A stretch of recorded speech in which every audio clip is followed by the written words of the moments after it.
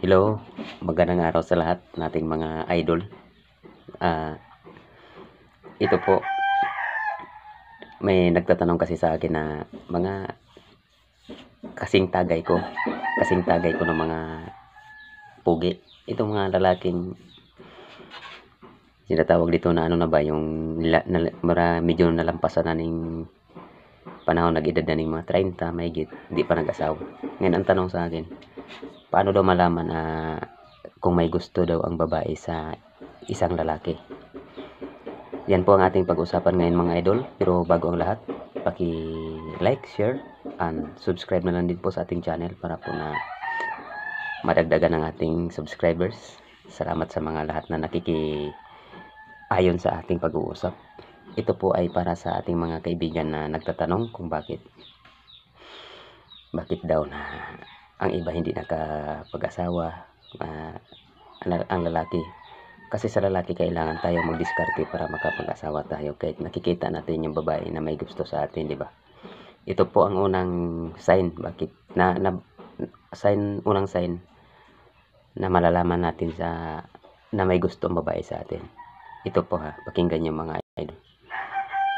Pag malayo ka pa, halimbawa nagtitinda siya o naglalaba, malayo ka pa, pag nakikita ka niya, naka-smile ka agad siya, tapos sabi niya, kumusta? Ganun. Una kanyang babatiin. Saan ka punta? Ganito. Ganun. Yung parang, ano siya ba? Parang makita mo kaagad sa kanyang mga postura na parang nagulat na dumating ka. Parang masaya siya. Yan po yung makikita nating sign na ang babae may gusto sa isang lalaki. Kasi ang babae, ganun lang naman yan pa-smile, hindi naman talaga yan makapagsalita. Yan, ang unang sign. Ang pangalawa naman na mapapansin mo sa isang babae na may gusto sa'yo, habang nag-uusap kayo, hindi siya makatingin sa'yo, hindi siya makatitig sa'yo, tapos pag may mga sinasabi ka, kahit hindi naman joke, natatawa siya, parang kinikilig siya kahit hindi naman nakakakilig na sinasabi mo, pero na-appreciate niya lahat na sinasabi mo kasi yung utak niya nakapokus sa'yo. Kasi yun nga ang sign nga na parang ang isang babae may gusto sa isang lalaki, kaso lang natural babae, hanggang doon lang talaga sila, hindi nila kayang ang sarili nila ialok kasi babae sila, di ba? Kaya nagpapakita lang sila ng sign. Ang pangatlo po na mapapansin natin sa isang babae na may gusto sa isang lalaki, yung sabi, saan ka punta?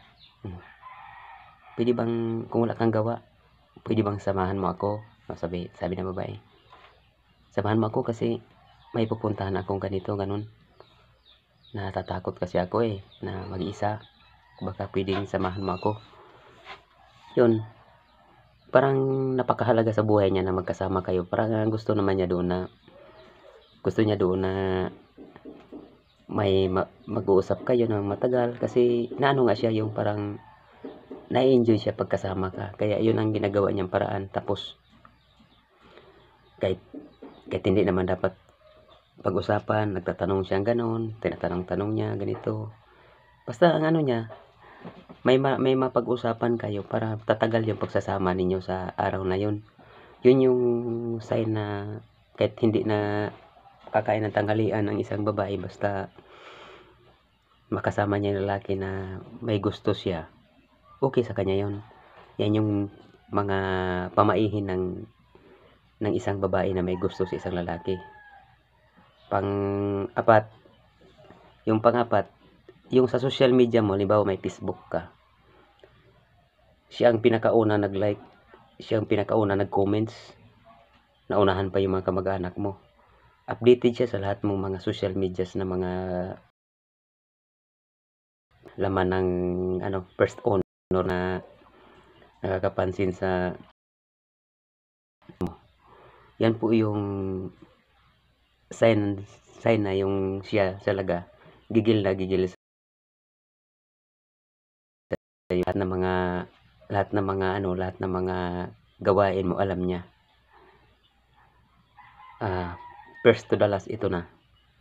Yung alam niya ang birthday mo.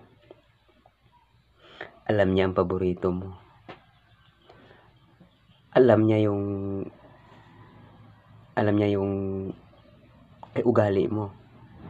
Pero hindi naman niya tinatanong sa'yo. Kasi yun, interesado na siya sa'yo. Tinatanong niya na pala doon sa mga kamag-anak mo, sa mga nakakilala sa'yo. Kaya nalalaman niya lahat na sikreto mo dahil doon sa mga tao na pinagtatanungan niya. Bakit siya nagkaroon ng interes sa'yo, sa buhay mo? Dahil siya is may gusto talaga sa'yo. Kasi ganun lang naman talaga ang diskarte ng babae para mapansin sila. Gumagawa din sila ng paraan na kahit tayong mga lalaki, gagawa din ng diskarte na magkapanligaw tayo sa kanila. Kasi sila hanggang doon lang sila sa parang ano lang ba, yung parang nagpapa-charming lang.